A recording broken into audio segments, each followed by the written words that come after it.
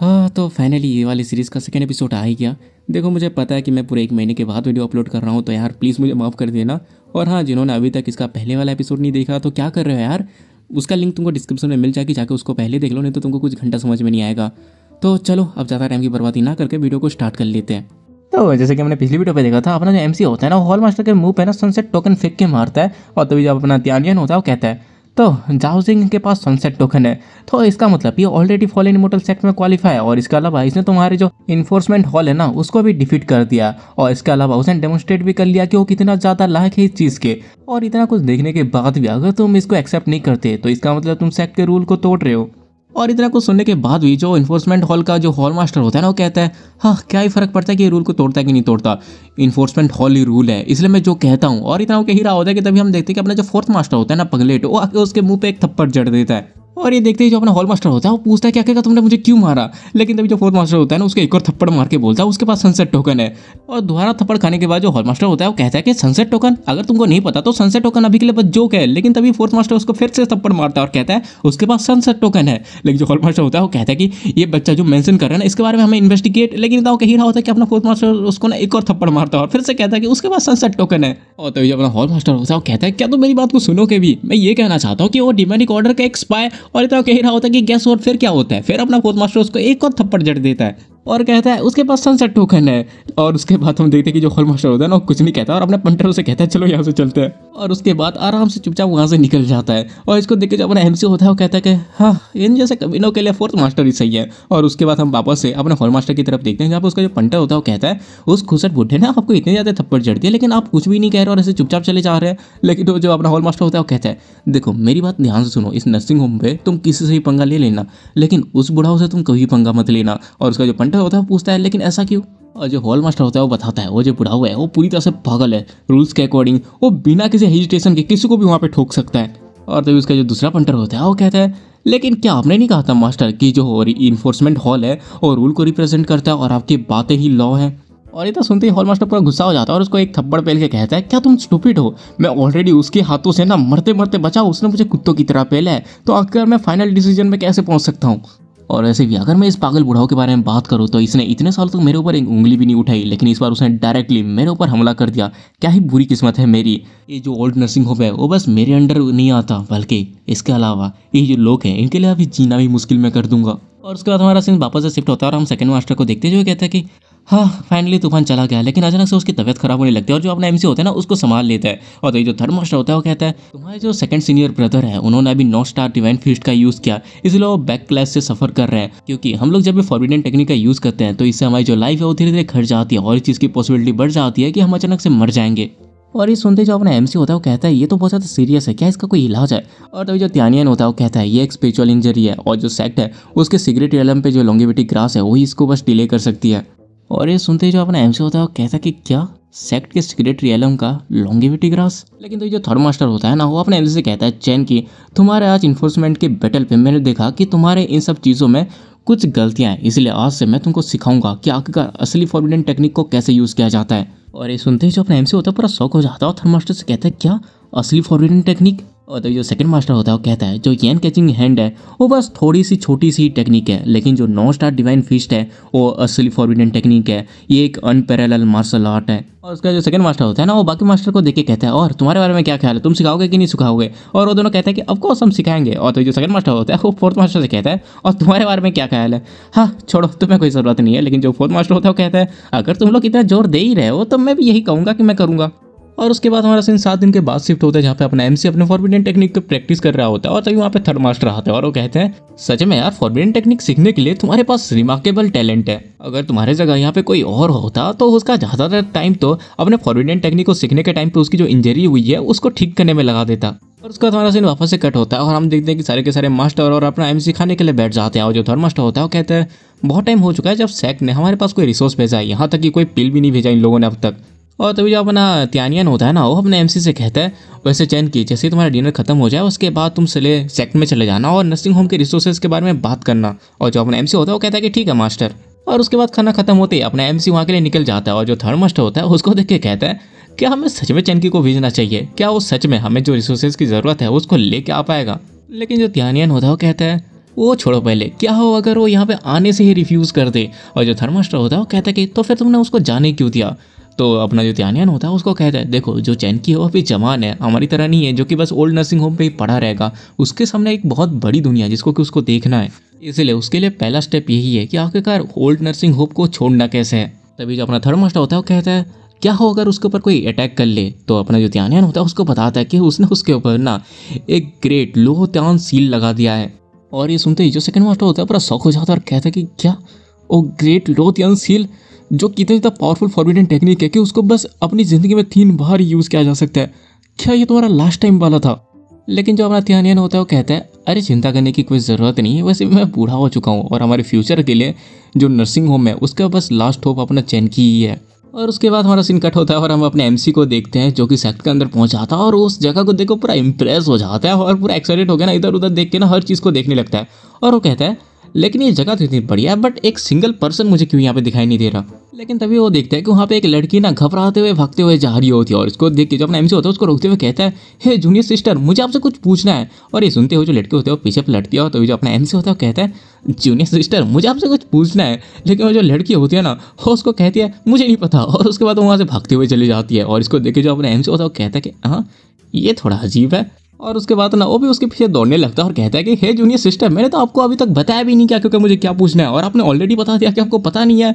लेकिन वो जो लड़के होते हैं वो कहते हैं कि बाय बाय, और उसके बाद ना वो आसमान में उड़ने लगती है। और वो कहते हैं कि हाँ ऐसे ही स्ट्रेंजर से बात करना सच में बहुत ज़्यादा डरावना होता है। लेकिन तभी उसको ना एक आवाज़ आती है कि हे जूनियर सिस्टर आप इतनी जल्दी से क्यों भाग रहे हो। और ये देखते हो जो लड़के होते हैं नीचे दिखती है तो वो देखते हैं कि जो अपना एमसी है ना वो उसके स्वॉर्ड पे लटक चुका होता है। और जो लड़के होते हैं वो कहते हैं आखिरकार तूने मुझे पकड़ा कब। और उसके बाद जो अपना एमसी होता है ना उसके स्वॉर्ड के ऊपर आ जाता है और कहता है वैसे हम दोनों ही इस जगह के डिसाइपल है तो हमें इस तरह से ऑकवर्ड नहीं होना चाहिए, तो आखिरकार जूनियर सिस्टर आप कहाँ पे जा रहे हैं। और वो जो लड़के होते हैं वो कहते हैं कि मैं बस कुछ कल्टीवेशन रिसोर्सेज को कलेक्ट करने जा रही हूँ। और ये सुनते जो अपना एमसी होता है ना बहुत ज़्यादा एक्साइटेड हो जाता है और उसके कंधे को पकड़ के कहता है क्या कल्टीवेशन रिसोर्सेज, क्या कोइंसिडेंस है, मैं भी जा रहा हूँ तो चलो एक साथ चलते हैं। और इस तरह से अपने एमसी को उसको पकड़ते हुए देख के ना वो लड़की बहुत जोर से चिल्लाती है। लेकिन जो अपना एमसी होता है ना उसके कमर को पकड़ के कहता है केयरफुल रहिए जूनियर सिस्टर, आप अभी तक अपने स्वॉर्ड्समैनशिप में अच्छी तरह से महारत हासिल नहीं की हुई है, अगर आप गिर जाती तो आपका क्या होता। लेकिन वो जो लड़की होती है वो अपने एमसी से धीरे से कहती है लेकिन इसके लिए तुम्हें इतने पास आने की ज़रूरत नहीं है। लेकिन जो अपना एमसी होता है ना बहुत बड़ा नमूना होता है, वो हंसते हुए कहता है अरे कोई बात नहीं यार, सबसे पहले सेफ्टी आती है ना, इसलिए सेफ्टी ज़रूरी होती है। और उसके बाद हमारा सीन कट होता है और हम एक जगह को देखते हैं जहाँ पे बहुत सारे लोग गैदर होकर होते हैं और एक बंदा कह रहा होता है होली सॉन यू, मैंने सुना है कि आपने जो गॉडेस जियांग है उनके साथ आज मीटिंग फिक्स की है, तो क्या हम इस अपॉर्चुनिटी का इस्तेमाल करके जो गॉडेस जियांग है उनके ग्रेस को एडमायर कर सकते हैं। और हम देखते हैं वहाँ पे एक बंदा होता है जो होता है होली सॉन ल्यू और वो कहता है जो गॉडेस जियांग है वो जानी जाती है अपने शांत स्वभाव और बाहरी लोगों से ज़्यादा बातचीत ना करने के कारण, इसलिए आखिरकार मैं एक होली सॉन की तरह कैसे हिम्मत कर सकता हूँ उनके साथ एक मीटिंग अरेंज करने की। हालांकि वो बस मेरे रिक्वेस्ट पे यहाँ पे अपने जो कल्टीवेशन रिसोर्सेज हैं उसको कलेक्ट करने के लिए आई हैं। तभी वहाँ पे एक और बंदा होता है जो कि कहता है जो गॉडेस जियांग है, मैंने सुना है कि वो बाहरी झमेलों से हमेशा दूर रहती है और उन्होंने मुश्किल से ही अपनी ज़िंदगी में किसी लड़के से बातचीत की होगी। मैंने तो ये भी सुना है कि उन्होंने अपनी जो एज है उसके हिसाब से बहुत ज़्यादा कम लड़कों से बातचीत की है। और तभी वहाँ पे एक और बंदा होता है जो कि कहता है और ये फैक्ट कि जो होली सन है वो गॉडेस जियांग को अपने यहाँ पे इनवाइट कर सकते हैं, ये ऑलरेडी बहुत ज़्यादा इंप्रेसिव है। और ये सब सुन के जो अपना लू होता है ना वो खुद भी एक्साइटेड होकर ना खुद की भी तारीफें कर रहा होता है। और उसका हमारा सिनकट होता है और हम वापस अपने एमसी को देखते हैं जो कि उस लड़की से पूछता है वैसे जूनियर सिस्टर आखिर आपका नाम क्या है। लेकिन वो जो लड़की होती है ना कोई जवाब नहीं देती और जो अपना एमसी होता है वो कहता है जूनियर सिस्टर मैंने आपसे कुछ पूछा। और वो जो लड़की होती है वो उसको बहुत ही धीरे धीरे से कहती है मेरा नाम है जियांग लियानी। इसका मतलब जो होली सन है जिस लड़की के बारे में बात कर रहे थे जिस गॉडेस के बारे में, वो गॉडेस ये लड़की है और अपना एमसी इसके साथ फ्लर्ट कर रहा है, मतलब अपने एमसी के खुल के ले जाने वाली है। अब आएगा ना कहानी में मज़ा। और उसके बाद हम अपने एमसी को देखते हैं जो कि अपनी जो जियांग है उसको अपना नाम बताते हुए कहता है जूनियर सिस्टर ये मेरा पहली बार है जब मैं फॉरेन इमोर्टल सेक्टर किसी दूसरे डिसाइपल से फॉर्मली बात कर रहा हूँ, इसलिए अगर आपको फ्यूचर में कोई भी दिक्कत है तो आप मुझे ज़रूर बताना, मैं आपकी मदद ज़रूर करूँगा।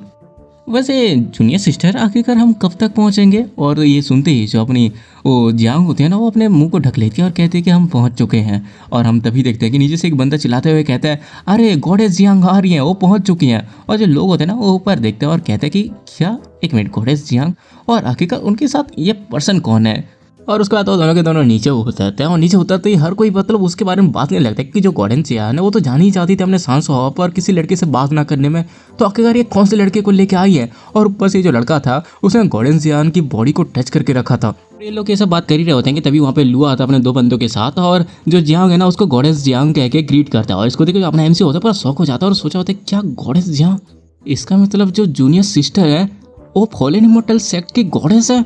और उसका जो अपना लुआ होता है ना वो जियांग से पूछता है कि आखिरकार ये पर्सन कौन है। और अपना एमसी देखता है कि जो जियांग है ना वो कुछ भी नहीं कह रही है और उसके बाद ना वो खुद का इंट्रोड्यूस लेने लगता है और कहता है कि अरे सर मेरा नाम चैनकी है। और ये सुनने के बाद जो लुआ होता है वो कहता है कि चैनकी, मैंने तो ये नाम कभी नहीं सुना। क्या तुम अभी जो रिसेंटली जो रिक्रूट हुए डिसेपल एसेंशन इमोर्टल एकेडमी पे उनमें से कोई हो। और ये सुनने के बाद जो लोग होते हैं ना बात करने लगते हैं कि एसेंशन इमोर्टल सेक्ट ये तो हमेशा से बस एक ही डिसेपल को रखते थे ना, वो भी बस गॉडेस जियांग है, तो आखिरकार वो कब से न्यू डिसेपल को रखना चालू कर दिया। और जो दूसरा बंदा होता है वो कहता है कि हाँ, और इसके अलावा ये जो पर्सन है इसका गॉडेस जियांग के साथ रिलेशन बहुत ज़्यादा क्लोज लग रहा है, इसलिए कोई भी डाउट नहीं लग रहा कि ये वहीं का ही न्यू डिसेपल है। लेकिन तभी अपना जो लू होता है ना वो अलग ही गांजा फूक के बैठा होता है और चिल्लाते हुए कहता है मुझे फर्क नहीं पड़ता कि आखिरकार तुम कौन हो, लेकिन आखिरकार तुम गॉडेस जियांग के इतने क्लोज कैसे आ सकते हो। क्या तुम्हें पता नहीं तुम इसे गॉडेस जो जियांग उनको कितना ज़्यादा एम्बेरस कर रहे हो। अगर तुमने दोबारा इस तरह की गलती की तुम्हारे जो हाथ हैं उसको काट दिए जाएंगे। उसके बाद सुनने के बाद जो अपना एमसी होता है वो कहता है गॉडेस जियांग ने अभी तक कुछ भी नहीं कहा, इसलिए इसमें तुम्हारा कोई काम नहीं है। और ये सुनते ही जो लू होता है ना बहुत ज़्यादा गुस्सा हो जाता है और कहता है अब तो तुम मरोगे। लेकिन तभी वहाँ पे एक बूढ़ा आ जाता है और कहता है क्या हर कोई यहाँ पे पहुँच चुका है। और मैं पता चलता है ये जो फॉलन इमॉर्टल सेक्ट है उसका 4th एल्डर है। और उसको देखिए जो लू होते हैं ना दौड़ते हुए उसके पास आता है और उनको रिपोर्ट देते हुए कहता है 4th एल्डर जो 3 एकेडमी है उसके डिसाइपल यहाँ पे ना अपने कल्टीवेशन रिसोर्सेज को कलेक्ट करने के लिए इकट्ठे हुए हैं। तभी जो 4th एल्डर होता है वो कहता है अगर ऐसा कैसे, तब भी ये जो रूल है बहुत ज़्यादा पुराना हो चुका है। इस साल जो सेक्ट है उसने एलोकेट किया टोटल 4 सेट कल्टीवेशन रिसोर्सेज के, जो कि तीनों एकेडमीज को दिया जाएगा। Ascension academy, worship academy, salute academy, इन तीनों को एक एक सेट दिया जाएगा। और क्योंकि जो ओल्ड नर्सिंग होम है वहाँ से कोई भी नहीं आया है अपने रिसोर्सेज को क्लेम करने के लिए, इसलिए जो 3 एकेडमी के डिसेपल्स हैं वो आपस में फेयरली फाइट करेंगे और जो जीतेगा उसको ये रिसोर्सेज दे दिया जाएगा। और अगर ये सब खत्म हो ही चुका है तो चलो फिर स्टार्ट कर लेते हैं। लेकिन तभी जो अपना एमसी होता है ना वो अपना हाथ उठा के कहता है मुझे एक सवाल है। और जो 4th एल्डर होता है वो कहता है कि हाँ पूछो। और जो अपना एमसी होता है वो कहता है क्योंकि ये जो सेक्ट है उसने 4 रिसोर्सेज को एलोकेट किया है तो इसका क्या मतलब हुआ कि ओल्ड नर्सिंग होम से कोई क्लेम करने के लिए नहीं आया इसे। और ये सुनने के बाद जो 4th एल्डर होता है वो कहता है कि लगता है कि तुम यहाँ पर न्यू डिसाइपल हो। देखो ये जाहिर सी बात है क्योंकि जो ओल्ड नर्सिंग होम है उसके पास कोई डिसाइपल नहीं है, तो आखिरकार वो कल्टीवेशन रिसोर्सेज को क्लेम करके करेंगे क्या। और जो अपना एमसी होता है तो ये पूछता है अगर कोई ओल्ड नर्सिंग होम से यहाँ पे आता है इसे क्लेम करने के लिए तो क्या उसे ये रिसीव होगा। और उसके बाद उनके जो 4th एल्डर होता है वो कहता है कि हाँ अगर कोई वहाँ से आता है तो वो इसके लिए दावा रख सकता है, लेकिन जो सेक्ट है उसने ओल्ड नर्सिंग होम को किसी भी न्यू स्टूडेंट को एक्सेप्ट करने के लिए मना किया है और इसीलिए तुमने जो भी ये सब मेंशन किया वो एग्जिस्ट नहीं करता। और इतना सुनते ही जो अपना एमसी होता है ना वो अपना छाती ठोके कहता है अगर ऐसी बात है तो मैं हूँ ओल्ड नर्सिंग होम का डिसाइपल। और ये सुनते ही वहाँ पे जितने भी लोग होते हैं ना सबकी बोलती बंद हो जाती है, वहाँ पे पूरा सन्नाटा छा जाता है क्योंकि किसी के पास बोलने के लिए कुछ वर्ड्स ही नहीं बचते। और तभी वहाँ पे जितने भी डिसाइपल्स होते हैं ना सारे के सारे उसके ऊपर हंसने लगते हैं और बात करने लगते हैं कि आखिर ये क्या बकवास कर रहा है, ये अपने आप को ओल्ड नर्सिंग होम का डिसाइपल कह रहा है। ऐसा लग रहा है कि ये बस यहाँ पे स्कैम करने आया है, ये अपने आप को ओल्ड नर्सिंग होम का इसलिए बता रहा है ताकि वो यहाँ पे ओल्ड नर्सिंग होम का जो रिसोर्सेस है उसको स्कैम करके अपने पास ले सके। लेकिन शायद इसको ये नहीं पता कि अगर ये ऐसी कोशिश करेगा तो ये यहाँ पे बहुत ज़्यादा पेला जाएगा। और ये सब देखने का जो अपना एमसी होता है वो कहता है कि डैम यार कोई यहाँ पे मेरा बिलीव नहीं कर रहा।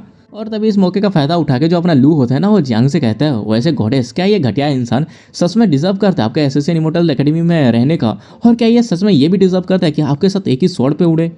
लेकिन हम तभी देखते हैं 4th एल्डर बीच में आता है और कहता है कि हो गया बहुत बकवास कर ली तुम लोगों ने, अब से ओल्ड नर्सिंग होम है उसकी जो कल्टीवेशन रिसोर्सेज है उसके लिए कंपटीशन स्टार्ट होने वाली है। और उसके बाद जो 4th एल्डर होता है ना वहाँ पे एक बहुत बड़ी पहाड़ी लेके आता है और सबको कहता है ये जो माउंटेन है इसके ऊपर 10 रिसोर्सेज टोकन है और इनमें से हर एक टोकन ओल्ड नर्सिंग होम के कल्टीवेशन रिसोर्सेज का 10 हिस्से में से एक हिस्सा रिप्रेजेंट करता है, इसलिए अपनी मेहनत लगा के जीत के आना। और इतना सुनते ही जो अपना एमसी होता है ना वो सबको कलेक्ट करने के लिए निकल जाता है। और तभी जो अपना 4th एल्डर होता है वो गॉडेस से कहता है वैसे गॉडेस हर बार आप कंपटीशन में आप सारे टोकन को कलेक्ट करती हैं तो इस बार भी आप चाहे तो आप वहाँ पे जा सकती हैं, लेकिन जो अपने जियांग होते हैं वो कहते हैं कि नहीं 4th एल्डर इस बार मैं इस कंपटीशन में हिस्सा नहीं लूंगी। और तभी वहाँ पे लुओ आता है और जियांग को इंप्रेस करने के लिए कहता है अगर ऐसी बात है तो इस बार मैं होली सनबीज में पार्टिसिपेट नहीं करूंगा बल्कि आपके साथ साइड में खड़ा होकर इसको देख के एंजॉय करूंगा।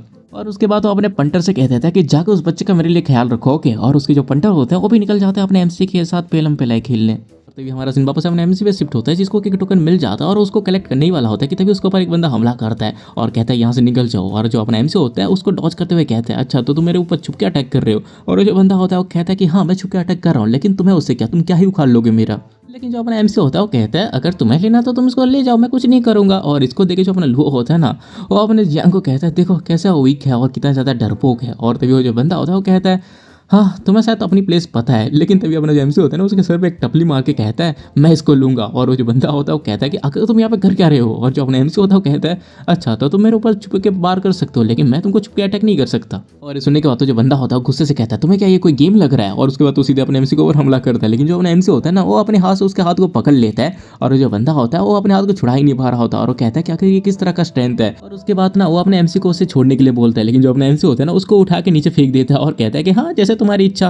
और वो जो बंदा होता है ना वो सीधा जाके अपने लोगों के पैरों के नीचे गिरता है। और तो जो फोर्थ एल्डर होता है वो कहता है आप मुझे बिल्कुल भी कोई शक नहीं कि वो एसएससीएन एकेडमी का ही डिसाइपल है, आखिरकार उसके अंदर कुछ तो स्किल्स हैं। और तभी हम अपने लोगों को देखते हैं जो कि उस बंदी को देख के कहते हैं सच में तुम बहुत बड़े वेस्ट हो।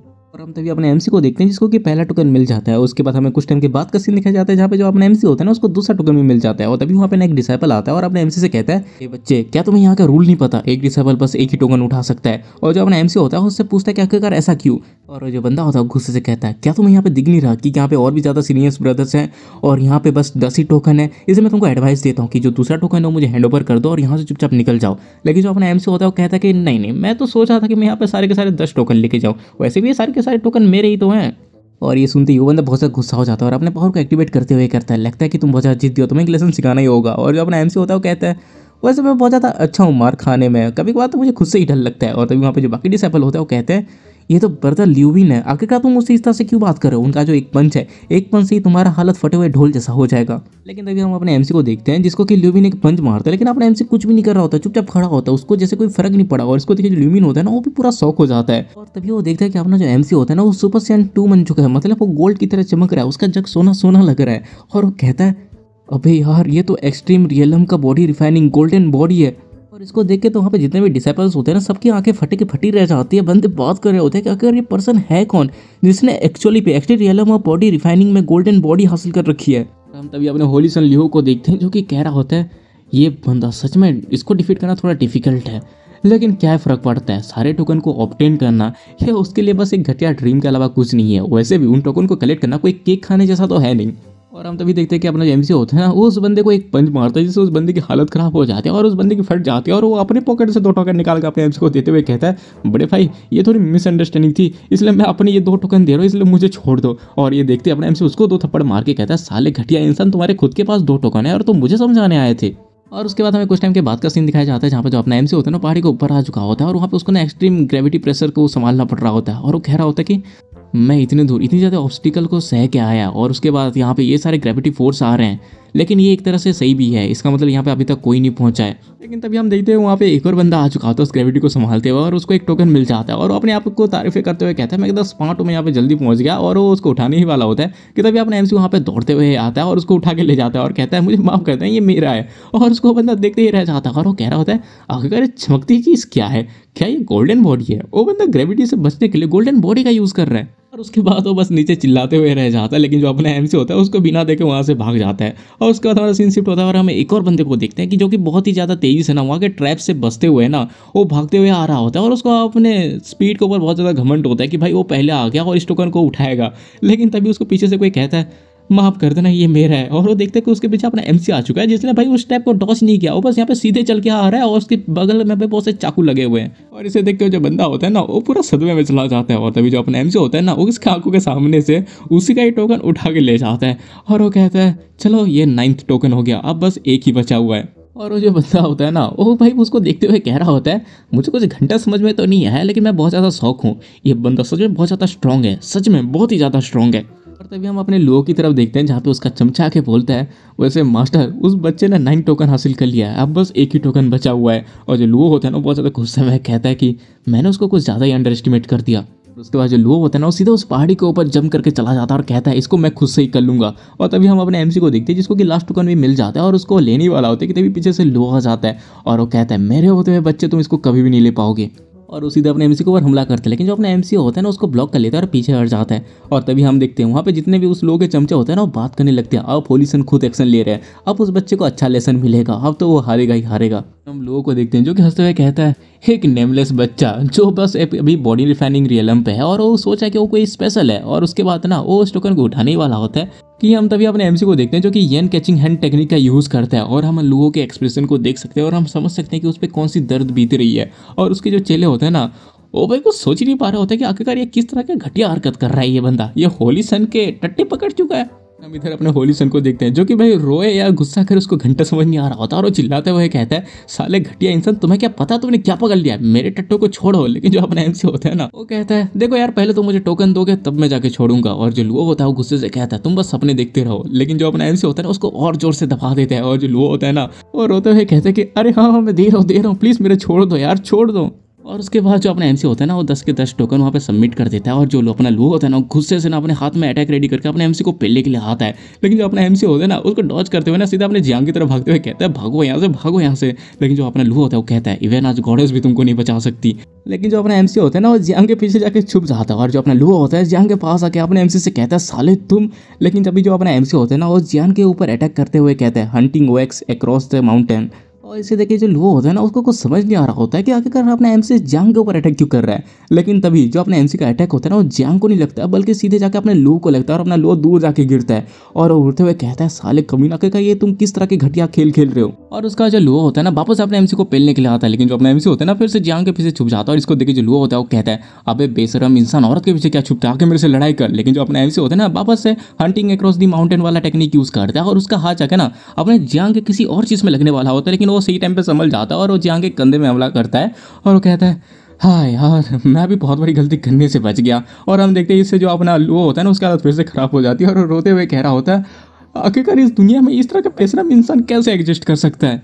लेकिन तभी हम फोर्थ एल्डर को देखते हैं जो कि कहता है कि चलो बहुत हो गया, अभी कंपटीशन खत्म हो चुकी है और सारे के सारे जो रिसोर्सेज हैं वो एसोसिएशन एकेडमी को जाते हैं। लेकिन जो अभी जो अपना एमसी होता है वो कहता है कि रुकिए फोर्थ एल्डर, मैं ओल्ड नर्सिंग होम से हूँ यार, आप मेरे सामान वहाँ पे कैसे भेज सकते हैं, ये सब तो ओल्ड नर्सिंग होम को जाना चाहिए। और ये सुनते जो फोर्थ एल्डर होता है ना अपने चमचों से कहता है कि जाकर इन्वेस्टिगेट करके आओ। और हम देखते हैं तभी वहाँ पे जितने भी डिसाइपल होते हैं वो सारे के सारे बात करने लगते हैं कि आखिरकार ये बच्चा क्या कह रहा है, क्या ये सच में ओल्ड नर्सिंग होम से है, ओल्ड नर्सिंग होम ने कब से डिसाइपल रखना चालू कर दिया। और तभी जब अपना फोर्थ एल्डर होता है ना वो गॉडेस से कहता है, वैसे गॉडेस जियांग आपका इसमें क्या रहा है। लेकिन जो अपनी जियांग होते हैं वो कहते हैं कि नहीं मैं बस खड़े होकर देखूंगी। और सुनते ही जो फोर्थ एल्डर होता है वो कहता है कि ओके ठीक है, आप बस ऐसा सोच लीजिए कि मैंने आपसे कभी सवाल पूछा ही नहीं था। और तभी जो फोर्थ एल्डर होता है ना उसका चमचा के उसके कान में कहता है कि हाँ जो ओल्ड नर्सिंग होम है उसने रिसेंटली एक डिसाइपल को एक्सेप्ट किया है। और ये सुनते ही जो अपना फोर्थ एल्डर होता है ना शौक होते हुए अपने एमसी से कहता है, सच बता यार ओल्ड नर्सिंग होम ने ही तुमको रखा है ना, तुम हमको यहाँ पे धोखा देने के लिए तो नहीं आए। लेकिन जो अपना एमसी होता है वो कहता है, देखो मैंने यहाँ पे किसी को भी धोखा नहीं दिया, मैंने पहले ही बता दिया था कि मैं ओल्ड नर्सिंग होम से हूँ। अगर आप मेरी बात को नहीं मानना चाहते तो कोई बात नहीं, इसमें मैं कुछ नहीं कर सकता।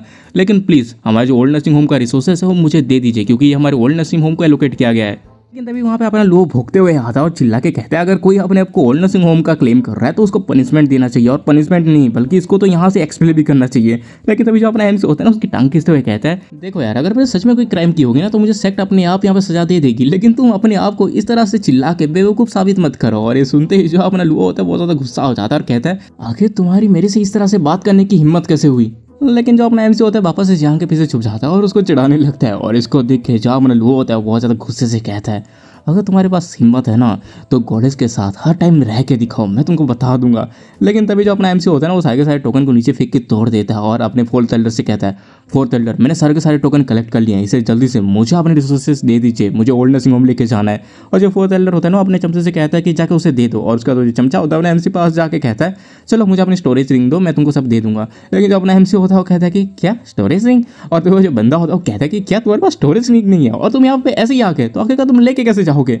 और उसके बाद हमारा सीन कट होता है और हम अपने एमसी के मास्टर्स को देखते हैं, जहाँ पे जो सेकंड मास्टर होता है वो कहता है कि मैं सोच रहा हूँ कि आखिरकार चैन के अभी तक आया क्यों नहीं है। और तो जो थर्ड मास्टर होता है वो कहता है, क्या तुम्हें लगता है कि उसको रिसोर्सेस मिलेंगी, क्या उसके साथ कुछ हो चुका होगा। तभी जो तियानियन होता है वो कहता है, जो रिसोर्सेस है वो डेफिनेटली यहाँ पे नहीं आएंगे क्योंकि इन्फोर्समेंट जो हॉल है वो उसको कभी भी नहीं देगी। वैसे भी हमारा पर्पस तो ये था कि वो बाहर जाके देखे कि आखिरकार ये सेक्ट कितना ज़्यादा क्रूएल है और वो बाहर में सर्वाइव करना सीखे। और तभी जो फोर्थ एल्डर होता है ना वो उठता है और कहता है अगर ऐसी बात है तो चलो पहले कुछ खा लेते हैं। लेकिन तभी वहाँ पे कुछ लोग आता है और उनका शोर सुन के ना इन लोगों का ध्यान उनमें जाता है। और जो अपना सेकंड एल्डर होता है वो पूछता है कि आखिरकार तुम लोग कौन हो और तुम यहाँ पे क्यों आए हो। और वहाँ पे एक जो एक बंदा होता है वो कहता है हम लोग यहाँ पे ये सब चीज़ें डिलीवर करने आए हैं। और तभी जो अपना थर्ड मास्टर होता है वो जाकर उसको चेक करता है और कहता है ये सारे के सारे तो वैल्यूबल कल्टीवेशन रिसोर्सेस हैं और ये बहुत सारे हैं। ये तो इतने हैं कि हज़ारों लोगों वाला एक एकेडमी पूरे 5 साल तक चल सकती है। और तभी जो तियानियन होता है ना वो उन लोगों से पूछता है क्या तुम इसको गलत जगह पे तो लेके नहीं आए ना, क्योंकि ये जो कल्टीवेशन रिसोर्सेस हैं बहुत टाइम से ओल्ड नर्सिंग होम पे आना बंद हो चुके हैं। और जो सेकंड मास्टर होता है वो भी कहता है कि हाँ शायद ये कोई मिस्टेक होगी, क्योंकि जो सेक्ट है वो तो हमें एक्स्ट्रा खाना तक नहीं देता, तो आखिरकार ये पॉसिबल कैसे है कि वो लोग हमें इतना ज़्यादा कल्टीवेशन रिसोर्सेज दें। और तभी वहाँ पे अपना एमसी आता है और कहता है मेरे सारे मास्टर्स इन लोगों से गलती नहीं हुई, ये सारे के सारे जो रिसोर्सेस है वो मैं यहाँ पे लेके आया हूँ अपने ओल्ड नर्सिंग होम के लिए। और ये सुनते ही सारे के सारे मास्टर शॉक हो जाते हैं सिवाय अपने फोर्थ मास्टर को छोड़ के, क्योंकि वो तो पागल है। और वो कहते हैं कि क्या तुम सच में इसको लेके आ गए। और जो अपना एमसी होता है वो कहता है कि हाँ। और तभी जो अपना ध्यान होता है वो कहता है अरे यार हमने तो बस तुमको इसलिए भेजा था ताकि तुम इन्फोर्समेंट होल से कुछ सप्लाईज लेके आओ, लेकिन हमने एक्सपेक्ट नहीं किया था कि तुम यहाँ पे सीधे कल्टीवेशन रिसोर्सेस लेके आ जाओगे नर्सिंग होम के लिए। तुम तो सच में अमेजिंग हो यार। तो जो अपना थर्ड मास्टर होता है वो भी आके अपने एमसी को शाबाशी देने लगता है। और उसके बाद हमें 3 दिन के बाद का सीन दिखाया जाता है जहाँ पे अपना फोर्थ मास्टर जा रहा होता है और अपना जो एमसी होता है उसको कहता है वैसे फोर्थ मास्टर आप यहाँ पे क्या कर रहे हो। और तभी जो फोर्थ मास्टर होता है वो कहता है मैं रोज़ 3 बार अपने बारे में सोचता हूँ।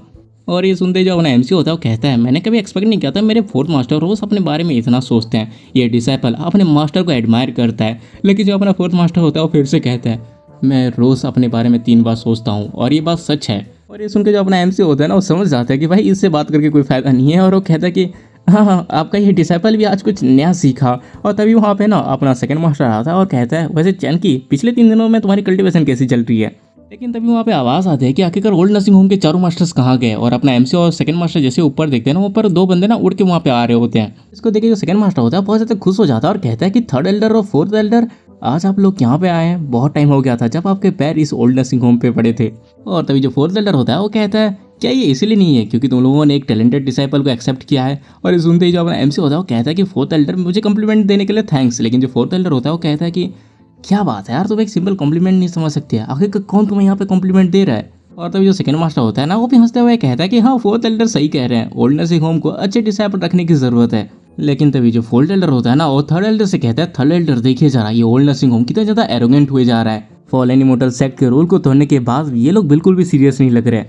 और तभी जो थर्ड एल्डर होता है वो कहता है सैन क्वान तुम्हारा एरा जा चुका है, इसीलिए यहाँ पे अभी डिसाइपल रख के एकेडमी के रूल को तोड़ो मत। और जो सेकंड मास्टर होता है वो हंसते हुए कहता है कि हाँ आपने बिल्कुल सही कहा। और तभी जो थर्ड एल्डर होता है वो कहता है ओल्ड नर्सिंग होम पे डिसाइपल को रिक्रूट करने की बात ना कि बस फॉलन इमोर्टल सेक्ट में फैल चुकी है बल्कि डीमन सेक्ट और बाकी जितने भी फेमस सेक्ट हैं उन सब पे फैल चुकी है और वो सारे के सारे बेचैन हो चुके हैं। और जो सेकंड मास्टर होता है वो कहता है कि हाँ आप पूरी तरह से सही कह रहे हो। और तभी जो अपना थर्ड एल्डर होता है वो कहता है मैं यहाँ पे तुम्हारी चीज़ों को डिफिकल्ट करने के लिए नहीं कह रहा, लेकिन जो चैनकी है उसको ओल्ड नर्सिंग होम छोड़ के बाकी जितने भी 3 एकेडमी है उनमें से एक में ज्वाइन करना पड़ेगा। और जो सेकंड मास्टर होता है ना वो फिर से हंसते हुए कहता है कि हाँ हाँ आपने बिल्कुल सही कहा। और ये सुनते ही जो थर्ड एल्डर होता है ना बहुत ज़्यादा गुस्सा हो जाता है और अपने ऑरा को रिलीज करते हुए कहता है क्या तुम सेम बात कह के मुझे गुस्सा दिला रहे हो, क्या तुम मेरी बात को सुन भी रहे हो क्या मैं क्या कह रहा हूँ। लेकिन जो अपना सेकंड मास्टर होता है ना कुछ जवाब नहीं देता। और जो अपना एमसी होता है वो कहता है कि हाँ सही बात है, लगता है सेकंड मास्टर आप फोर्थ मास्टर के टेक्निक को अच्छे से सीख चुके हो। और तभी जो अपना सेकंड मास्टर होता है वो थर्ड एल्डर से कहता है क्या हुआ थर्ड एल्डर आपको उससे फाइट करनी है। हाँ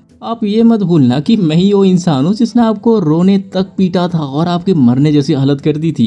और ये सुनते ही जो अपना थर्ड एल्डर होता है ना उसको सब चीज़ें याद आ जाती है और वो इरिटेट होकर कहता है देखो मैं यहाँ पे तुम्हारे ऊपर हाथ उठाने नहीं आया हूँ, देखो मुझे तुमको प्रपोजल देना था, लेकिन अगर ओल्ड नर्सिंग होम इसको नहीं मानना चाहता तो मैं तुमको फोर्स नहीं करूँगा। वैसे मैं यहाँ पे अलग पर्पज़ के लिए आया हूँ, मुझे तुम्हें कहना था कि सेक्ट का जो सीक्रेट रियलम है वो बहुत ही जल्दी ओपन होने वाला है। लेकिन जो सेकंड मास्टर होता है वो कहता है अबे चुप करो यार, मुझे ये सब सुनने में कोई इंटरेस्ट नहीं है।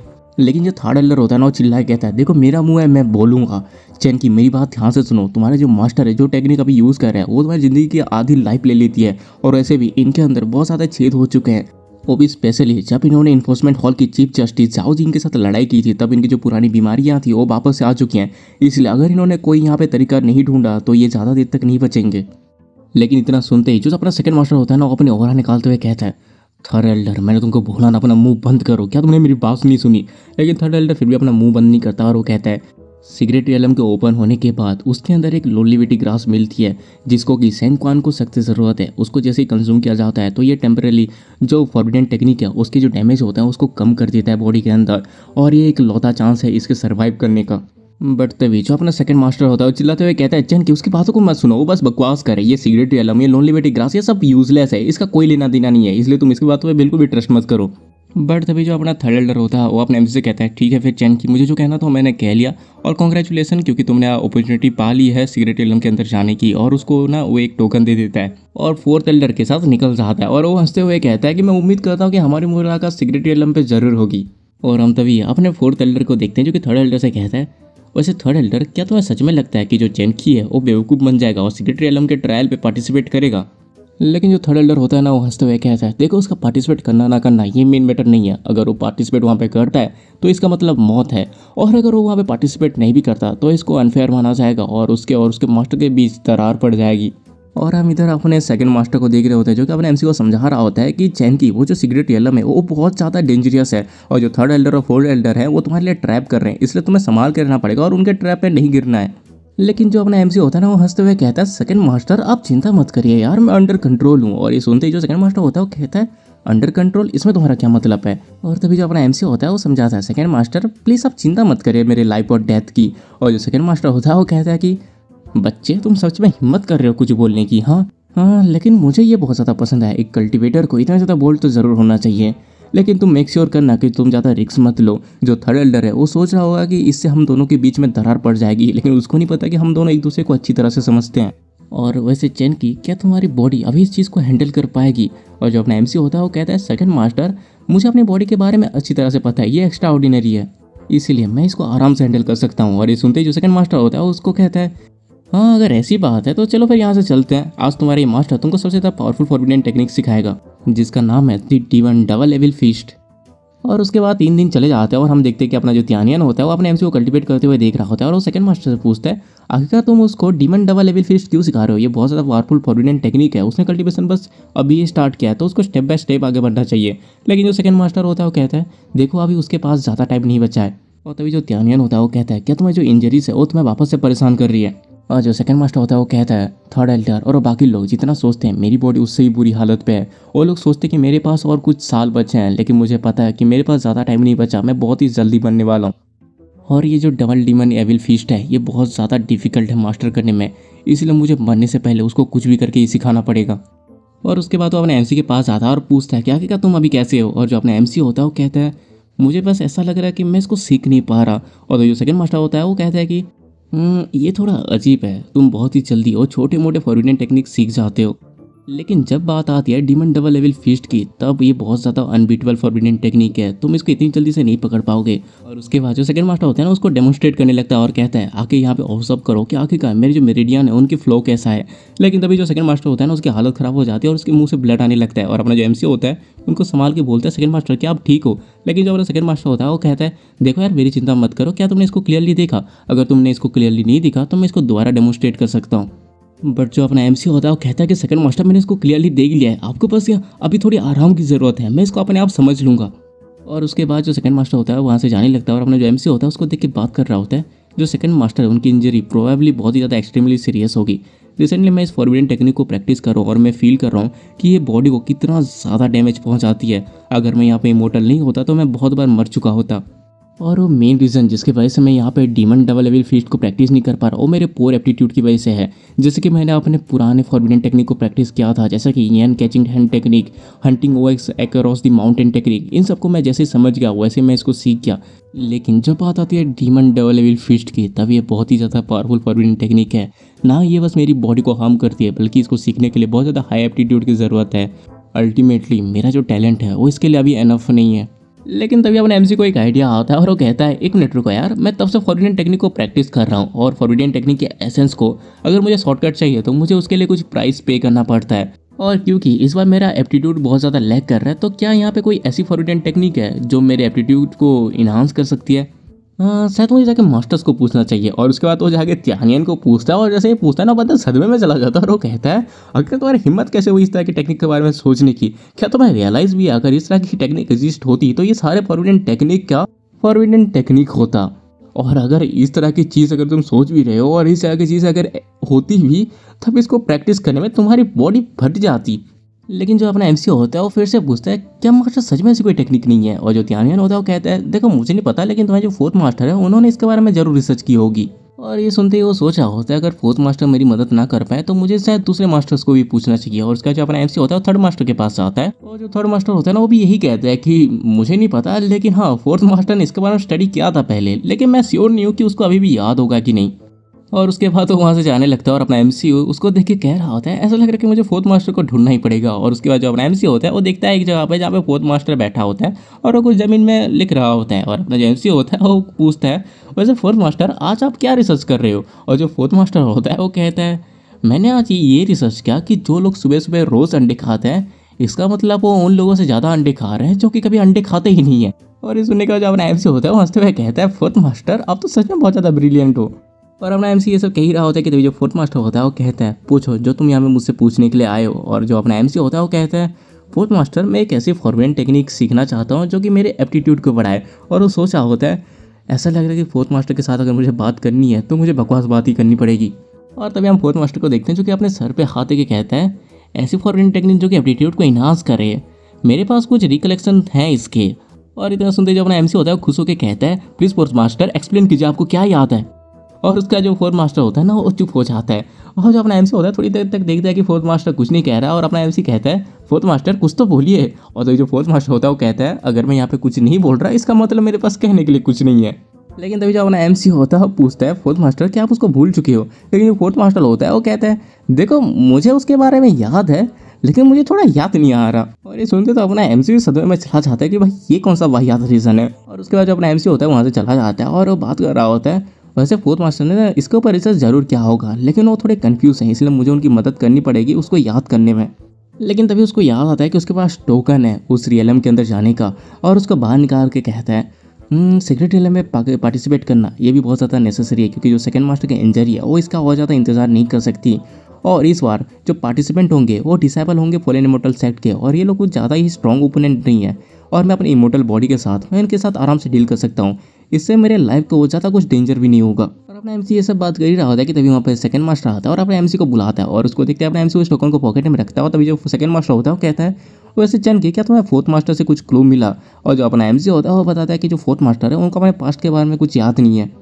और तभी जो सेकंड मास्टर होता है वो कहता है देखो ये नॉर्मल बात है क्योंकि जो फोर्थ मास्टर है उनके ब्रेन में इंजरी हुई है इसलिए वो बहुत सारी चीज़ें भूल चुके हैं, अगर उन्हें याद करने में मदद करवानी है तो उनको थोड़ा स्टिमुलेट करना पड़ेगा। और ये सुनते जो अपना एमसी होता है वो खुश हो जाता है और पूछता है कि आखिर हम उसको स्टिमुलेट कैसे कर सकते हैं। और जो सेकंड मास्टर होता है वो कहता है जब तुम्हारे फोर्थ मास्टर बहुत ज़्यादा यंग थे तब वो ये बिलीव करते कि उनका एप्टीट्यूड अनमैच है, लेकिन हाँ छोड़ो ये लो ये डायरी के अंदर फोर्थ मास्टर के पास्ट के बारे में कुछ चीज़ें लिखी हुई हैं तो शायद इसको पढ़ के तुम्हें मदद मिल जाए उनको कैसे स्टिमुलेट करना है। और अपना जो एमसी होता है उसको ले लेता है बड़ी खुशी से और कहता है कि मैं इसको जरूर पढ़ूंगा। लेकिन उसके हाथ में जो अपना ध्यान होता है ना वो उस टोकन को देख लेता है और कहता है चैन की आखिर तुम इस टोकन के साथ क्या कर रहे हो।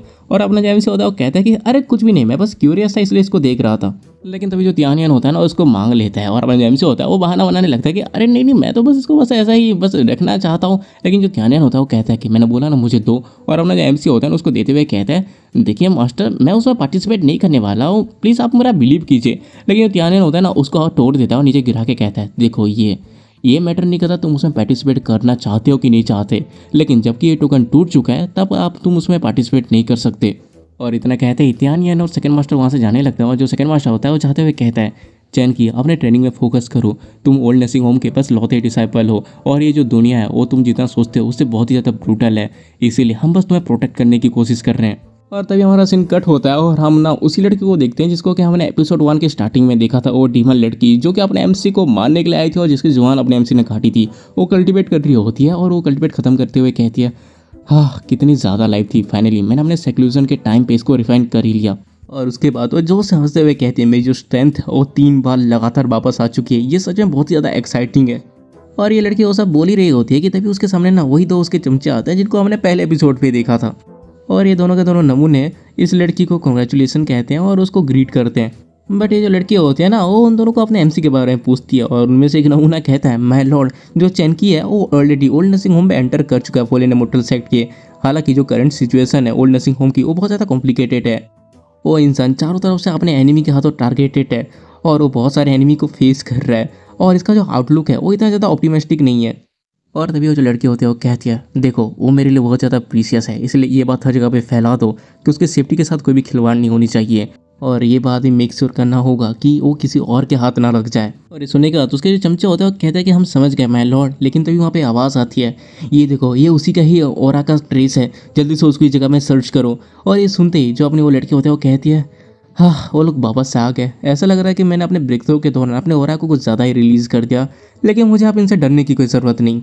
और तभी हमारा सीन कट होता है और हम अपने एमसी को देखते हैं जो कि उसी डायरी को पढ़ रहा होता है, और वो कह रहा होता है अच्छा तो जो फोर्थ मास्टर है वो बहुत ज़्यादा ब्रिलियंट थे उनके जवानी के टाइम पे, और इसमें तो ये भी लिखा है कि वो बहुत ही ज़्यादा शाइनिंग स्टार की तरह है। और इस बुक में ये भी मेंशन किया गया है कि जो फोर्थ मास्टर है उनको लाइब्रेरी जाना बहुत ज़्यादा पसंद था, और वो एक बुक पढ़ते थे जिसको कहा जाता था transformation of dragon and Phoenix, जब वो बहुत ज़्यादा यंग थे।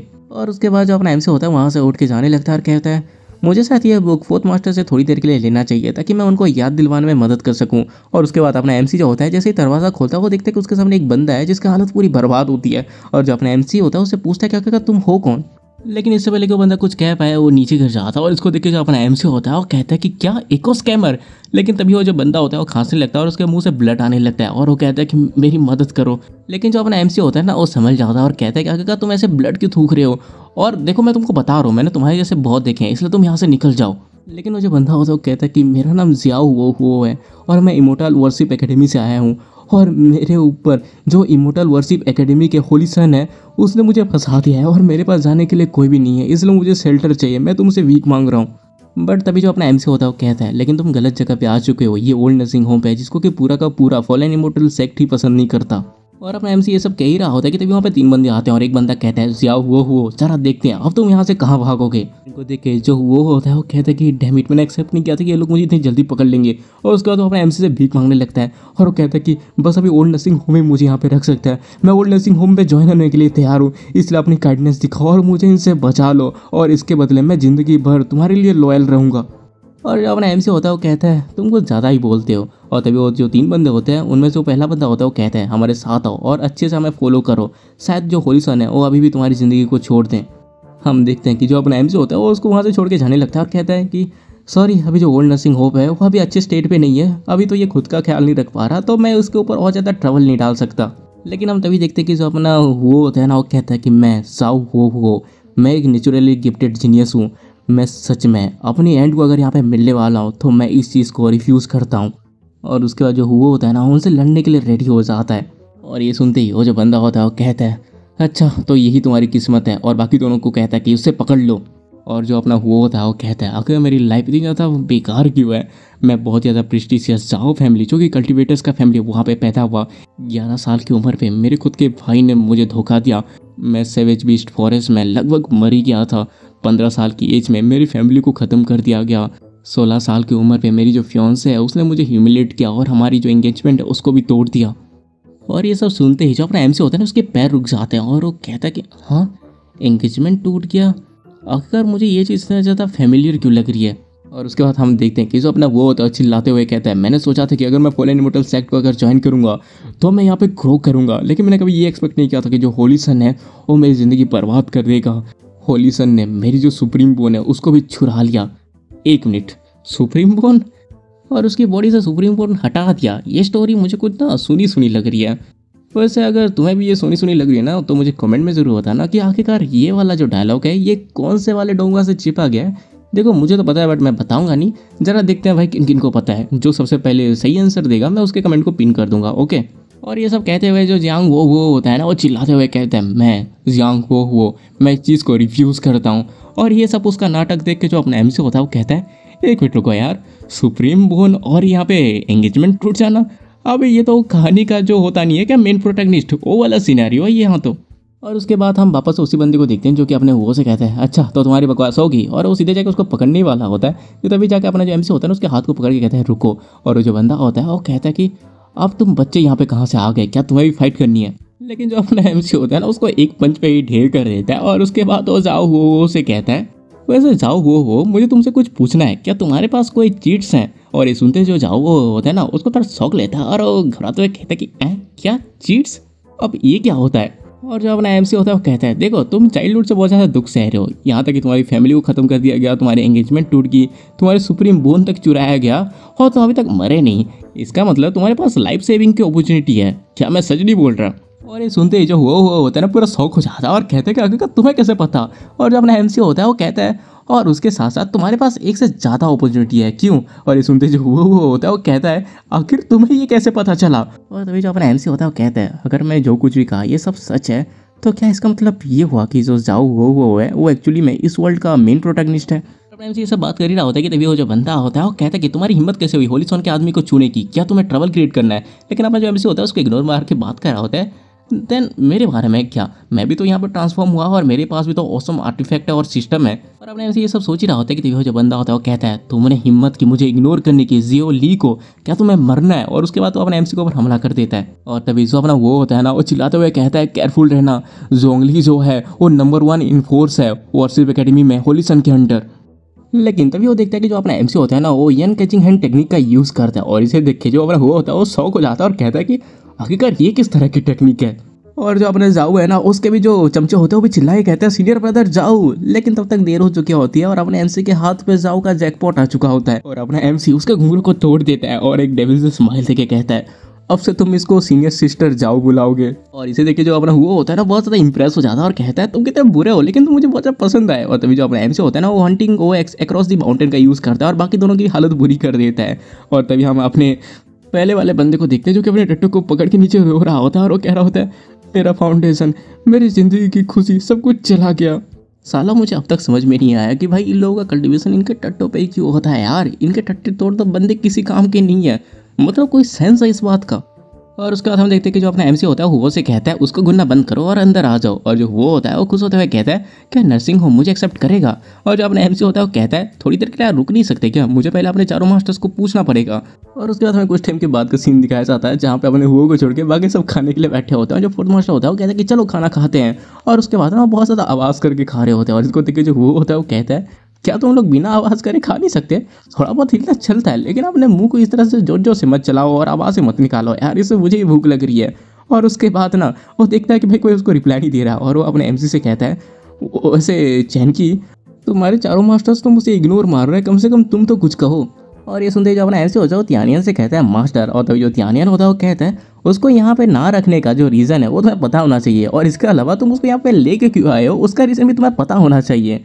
और ये सुनने के बाद जो अपना एमसी होता है वो हुआ से कहता है जाओ हो तुम पहले ये एक्सप्लेन करो कि तुम यहाँ पर रहना क्यों चाहते हो। और जो हुआ होता है वो कहता है कि मुझे होलीसन ने इमोर्टल वॉरशिप एकेडमी में बहुत ज़्यादा प्रेशर किया था और मेरे पास और कहीं जाने के लिए जगह नहीं है। और ये सुनते ही जो फोर्थ मास्टर होता है वो कहता है बस जाओ यहाँ से और मर जाओ। और ये सुन के जो अपना एमसी होता है ना वो भी सोच में पड़ जाता है और सोच रहा होता है फोर्थ मास्टर कभी कभी बकवास बात नहीं करते। और उसके बाद वो हुआ से पूछता है ये सब बात छोड़ो और सीधे सीधे बताओ कि तुम ओल्ड नर्सिंग होम के लिए क्या क्या कर सकते हो। और जो हुआ होता है वो कहता है कि देखो क्योंकि मेरी जो कल्टीवेशन है वो मेरे से छीन ले गई है तो मैं ज़्यादा कुछ तो नहीं कर सकता, लेकिन मैं जाओ हो मैं ये बिलीव करता हूँ कि मैं एक ग्रेट कल्टीवेटर बनूंगा और ओल्ड नर्सिंग होम को उसकी काइंडनेस के लिए मैं ज़रूर फ्यूचर में रीपे करूँगा।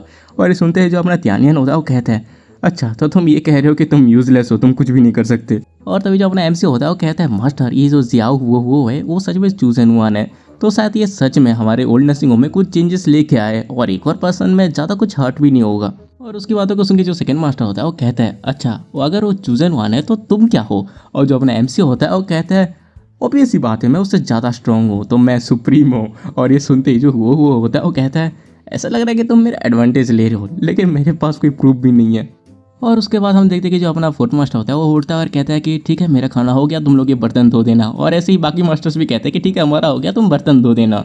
और उसके बाद जो अपना हुआ होता है वो कहता है कि चैन की अगर ये लोग जा क्यों रहे हैं, क्या मुझे यहाँ से निकाल दिया जा रहा है? और जो अपना एमसी होता है वो कहता है कि नहीं नहीं तुम्हें यहाँ से निकाला नहीं जा रहा, मतलब तुम यहाँ पे रह सकती हो।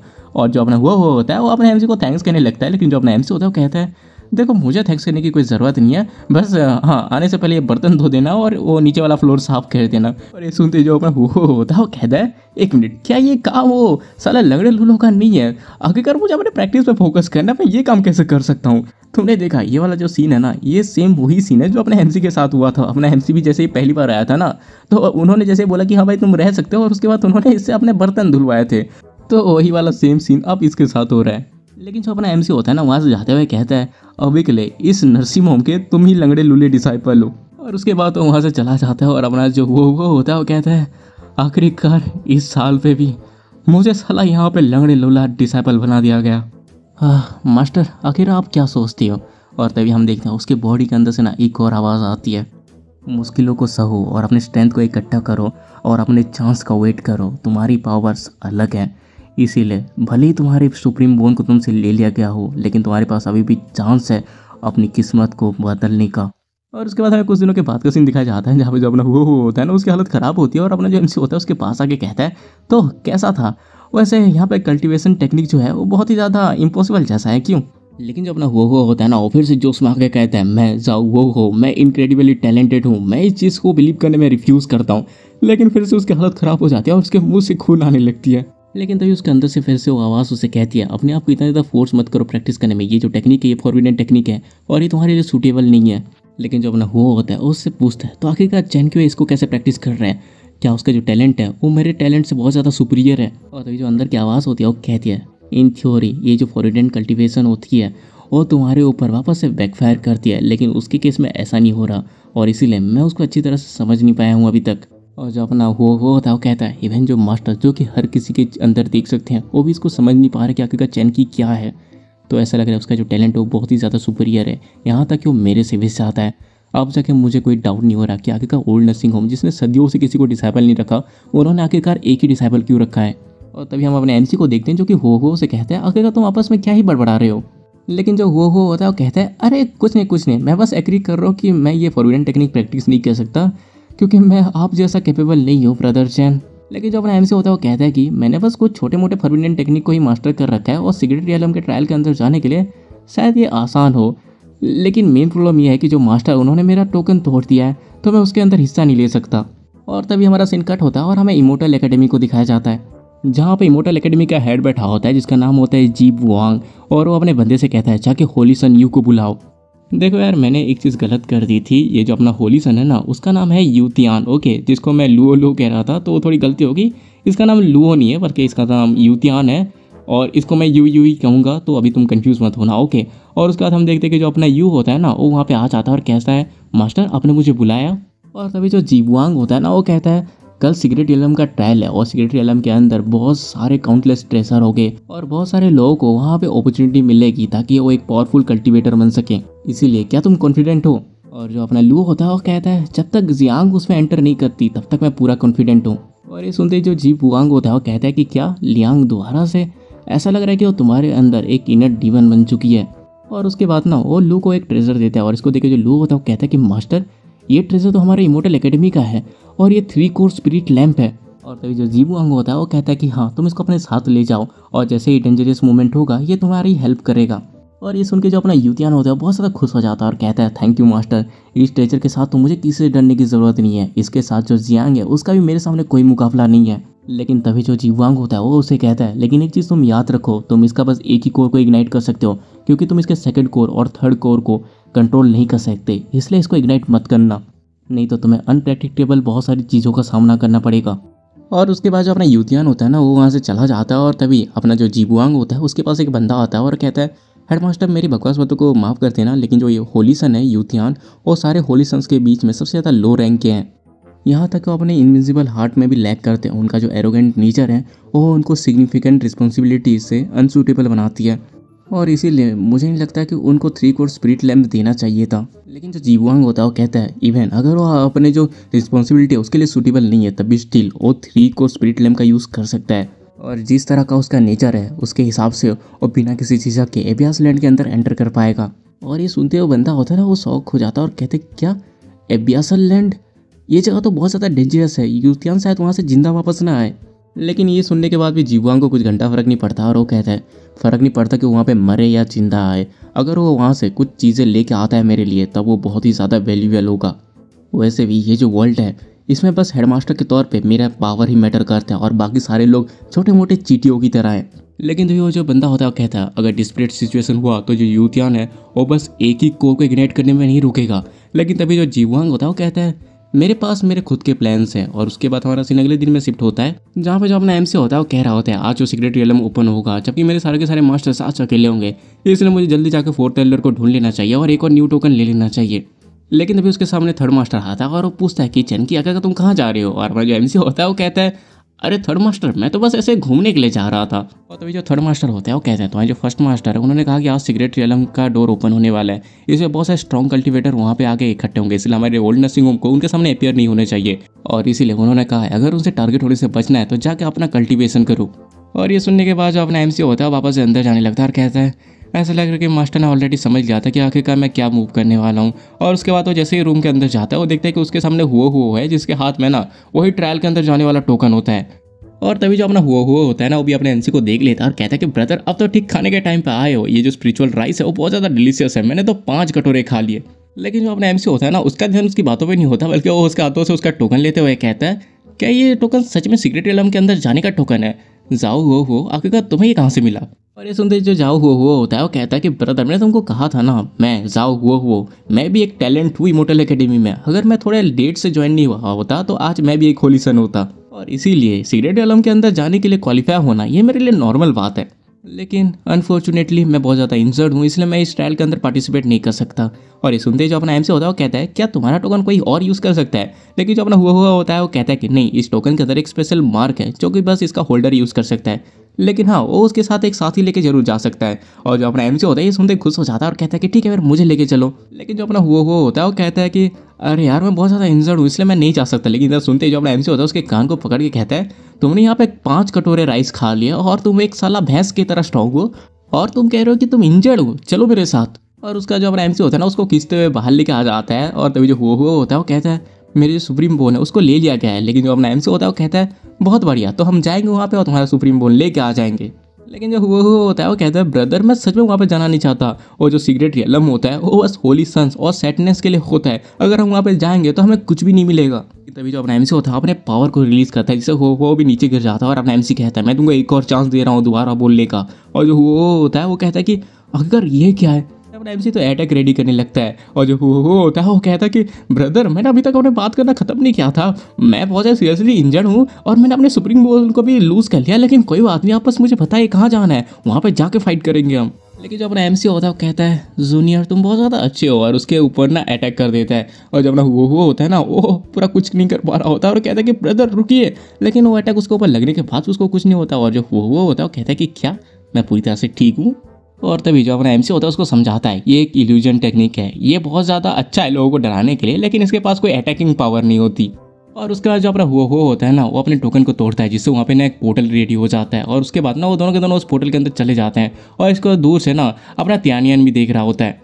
और तभी उसको थर्ड मास्टर पूछता है वैसे त्यानियन तुमने तो इसको पहले ही नोटिस कर लिया था, लेकिन आखिरकार तुमने उसको रोका क्यों नहीं? और जो त्यानियन होता है वो कहता है मैं उसको ऑलरेडी 2 बार रोक चुका हूँ, तो तीसरी बार रोकना इससे कुछ फ़र्क नहीं पड़ेगा। पहली बात तो ये कि जो चैनकी है उसके पास हमारी ग्रेट लो हेवनली सील है जो कि उसको क्रिटिकल मोमेंट पे उसकी जान बचाएगा। और दूसरी बात अगर वो उसके अंदर नहीं जाता और एक दिन सैन क्वान के साथ कुछ हो जाता है तो जो चैनकी है उसका जो दाव हार्ट है वो इसको सह नहीं पाएगा, इसीलिए उसको उसके अंदर इमोर्टल ग्रास मिले या ना मिले ये उसके लिए बुरी चीज़ नहीं है। और तीसरी बात जो कि सबसे ज़्यादा इंपॉर्टेंट चीज़ होती है कल्टिवेटर के लिए, उसको हमेशा आगे बढ़ना है बिना डरे और अपने आप को मेंटेन करके रखना है। जो चैनकी है उसके पास यूनिक क्वालिटी है और मैं नहीं चाहता कि उसकी वो क्वालिटी उससे छिन जाए। और उसके बाद हमारा सीन कट होता है और हम 4th और 3rd एल्डर को देखते हैं जो कि सारे डिसेबल के सामने खड़े होते हैं, क्योंकि वहाँ पे ना सीक्रेट रियलम का दरवाज़ा ये लोग खोलने वाले होते हैं। और तो जो 4th एल्डर होता है वो कहता है हाँ आखिरकार एंड पे चैनकी यहाँ पे नहीं आया। लेकिन तभी जो 3rd एल्डर होता है वो कहता है ये उसके लिए बेहतर है कि वो यहाँ पे नहीं आया, क्योंकि कल्टीवेशन का जो पाथ है वो हेविली रिलाय करता है उस बंदे के कैरेक्टर के ऊपर। अगर वो यहाँ पे आया होता तो ये उसके एक्स्ट्रा ऑर्डिनरी डिटर्मिनेशन को शो करता, लेकिन अगर वो यहाँ पे नहीं आ रहा तो ये शो कर रहा है कि वो कितना ज़्यादा बुरा है। इसलिए ओल्ड नर्सिंग होम के बारे में सोचने की ज़्यादा कोई ज़रूरत नहीं है। और ये लोग बात कर ही रहे होते हैं कि तभी वहाँ पे युतियान आता है और कहता है एल्डर्स टाइम हो चुका है, इसलिए चलिए स्टार्ट करते हैं।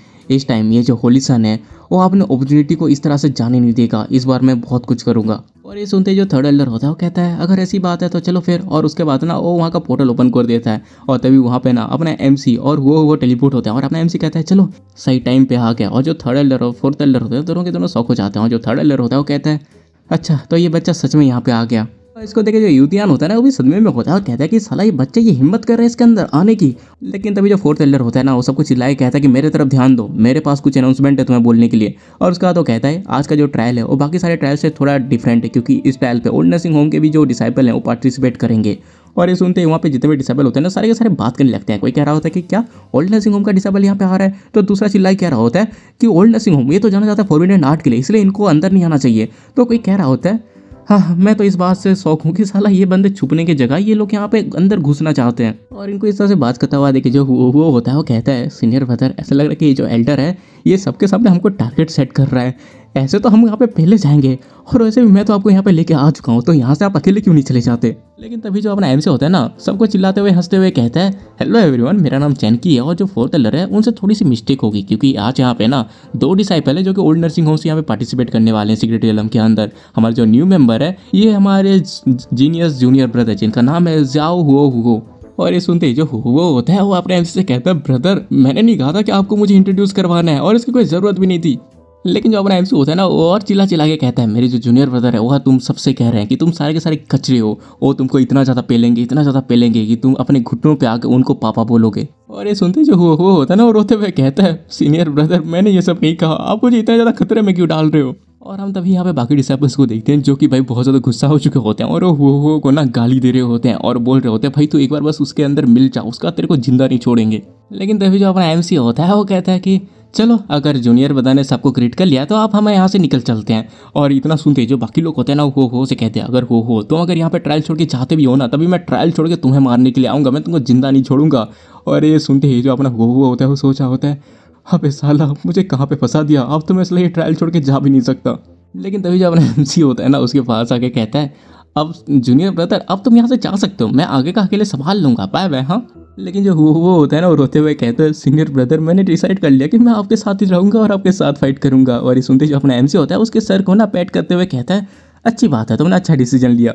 लेकिन तभी हम अपने यूतियान को देखते हैं जो कि सीधे सीक्रेट रियलम के अंदर जाते हुए कहता है चनकी मैं तुम्हारा अंदर सीक्रेट रियलम पे वेट कर रहा हूँ, आज सीक्रेट रियलम तो तुम्हारा ग्रेव होगा।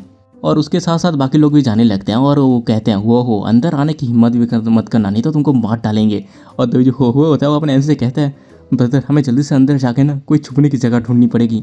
लेकिन वो देखते हैं कि अपना एमसी उसकी बातों को ध्यान नहीं दे रहा होता और इधर उधर किसी को ढूंढते हुए कह रहा होता है कोई आ रहा है। और जो हो होता है वो कहता है कि कौन। और तभी अपना एमसी देखता है कि जो अपनी जियांग होती है वो पोर्टल के अंदर चली जाती है और वो उसको देख के खुश हो जाता है और वो कहता है वो आ गई। और उसके बाद अपना एमसी वहाँ पे जाने लगता है और जो अपना हो होता है वो कहता है कि कौन आ रहा है। और तभी वो जियांग को देखते हैं कहता है क्या ये गॉडेस जियांग नहीं है जो कि बहुत ज़्यादा इनक्रेडिबल टैलेंटेड है और वो तो रैली किसी से बात करती है। लेकिन वो ये सब कह ही रहा होता है कि तभी अपना एमसी उसके हाथ को पकड़ के उस पोर्टल के अंदर जाने लगता है और कहता है कि जूनियर सिस्टर जियांग वेट करो हम दोनों एक साथ जाएंगे। और इसको सुन के जो अपना वो होता है वो कहता है कि ब्रदर क्या आपने गॉडेस को अभी जूनियर सिस्टर जियांग बोला। और हम इधर अपने जियांग को देखते हैं जो कि उनको देख ली थी और वो और भी तेजी से पोर्टल के अंदर चली जाती है और उसके पीछे बच्चे अपने एमसी और वो भी चले जाते हैं। और तब इसको देख के जो अपना थर्ड एल्डर होता है ना पूरा शौक होते हुए कहता है आखिर वो बच्चा गॉडेस को कैसे जानता है। और जो फोर्थ एल्डर होता है वो कहता है कि शायद तो नहीं जानता, वो बस उसके पास आने की कोशिश कर रहा है।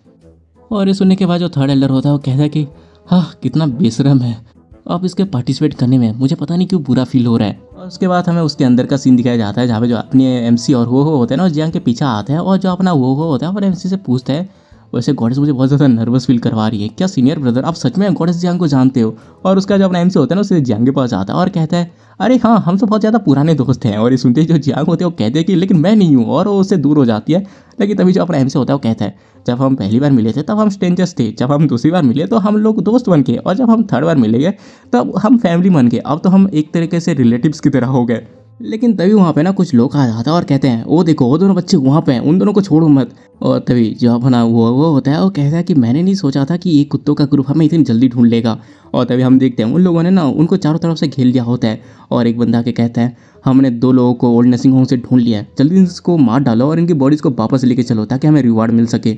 और हमें पता चलता है ये यंग उचैंग के एलाइट डिसाइपल्स होते हैं। लेकिन तभी जो अपना एमसी होता है वो सबको कहता है अब एक कुत्ता अपनी वो आंखें खोलो और जरा देखो यहाँ पे कौन है। और वो जियांग की तरफ इशारा कर देता है और इसको देखे जो लोग होते हैं वो कहते हैं कि क्या ये तो गॉडेस जियांग है, आखिरकार वो यहाँ पे क्या कर रही है। और तभी जो हो भी होता है वो भी कहता है कि हम लोग गॉडेस के रिलेटेड है इसलिए तुम यहाँ से जल्दी से निकल जाओ। साला ये सब देख के जो जियांग होगी ना वो भी सोचे होगी कि मेरे खामोशी का अच्छा फ़ायदा उठा रहे हैं ये लोग। और तभी वो जो पहले वाला बंदा होता है वो गॉडेस के सामने ग्रीट करते हुए कहता है, मैं आपको ग्रीट करता हूँ गॉडेस, मैं हूँ एलाइट डिसाइपल वांग वुचैंग, और मैं क्या आपसे पूछ सकता हूँ कि अगर ये दो गर्दार ओल्ड नर्सिंग होम के ये आपके साथ क्या कर रहे हैं।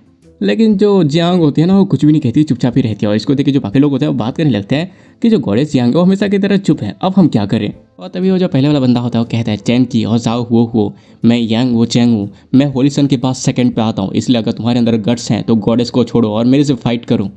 लेकिन जो अपना एमसी होता है वो कहता है कि नहीं, कोई भी फाइटिंग नहीं। और ये सुन के जो बंदा होता है वो शौक हो जाता है और कहता है कि तुम्हारी हिम्मत कैसे हुई। लेकिन तभी जो अपना एमसी होता है वो कहता है, आखिर मैं तुमसे क्यों फाइट करूँ, आखिर उससे मुझे क्या बेनिफिट होगा। लेकिन क्या कहना है तुम्हारा, अगर तुम मुझे पापा कहते हो तब मैं सोचूंगा कि तुम्हारे साथ फाइट करनी है कि नहीं करनी। और तभी वो जो बंदा होता है ना वो अपने एमसी को भड़काने की कोशिश करता है, हंसते हुए कहता है, हाँ कितना ज़्यादा एरोगेंट हो तुम, बस बात करना चाहते हो और तुम हमसे डरते हो इसीलिए तुम नहीं लड़ रहे। लेकिन तभी जो अपना एमसी होता है ना वो हंसते हुए कहता है, ऐसा नहीं है कि तुम मुझे भड़का सकते हो, लेकिन गॉडेस के साथ साथ चलना ये ज़्यादा बेनिफिट होता है। लेकिन मैं सच बता रहा हूँ, तुम्हारी ये नफरत देख के मुझे बहुत ज़्यादा अच्छा लग रहा है, लेकिन क्या करें, अब हम इसका कुछ भी नहीं कर सकते। और ये सुनते हुए बंदा वहाँ से जाने लगता है और बाकी लोगों से भी कहता है कि चलो यहाँ से चलते हैं। और ये देख के उसका जो चेला होता है वो कहता है कि सीनियर ब्रदर यांग, कि हम बस ऐसे ही चले जाने वाले हैं। और ये सुनते ही जो अपना यांग होता है वो कहता है कि मुझे बहुत ज़्यादा गुस्सा आ रहा है, लेकिन मैं अभी कुछ नहीं कर सकता, बस इसको गॉडेस से दूर जाने दो, उसके बाद इसको मैं अपने हाथों से मारूंगा। और उसका तो वहाँ से चला जाता है। और तभी जो जियांग होती है ना वो भी वहाँ से जाने लगती है, लेकिन जो अपना एमसी होता है सीधे उसके सामने आके उसको रोकते हुए कहता है, जूनियर सिस्टर जियांग। लेकिन जो जियांग होती है ना वो इस बार और काबू नहीं रख पाती और वो गुस्से से अपने औरा को रिलीज़ करती है। और इसको देख के जो अपना एमसी है ना उसकी फट जाती है और वो कहता है, ऐसा लग रहा है कि जो गॉडेस है वो अपना टेम्पर खो चुकी है। और इसी के साथ अपना ये जो एपिसोड है ये खत्म हो जाता है। और अगर तुमको इसका अगला एपिसोड चाहिए तो तुम्हें यार इस वीडियो के अंदर 10,000 लाइक और 700 कमेंट करने पड़ेंगे, तब जाकर मैं इसका अगला एपिसोड बनाऊंगा। तो यार तब तक के लिए और क्या कहना, अगर तुमको वीडियो पसंद आई हो तो तुम्हें पता है क्या करना है, लाइक मारो, सब्सक्राइब मारो, प्यारा सा कमेंट कर दो और जितना हो सके उतना वीडियो को शेयर करो। मिलते हैं अगली वीडियो में, तब तक के लिए बाय।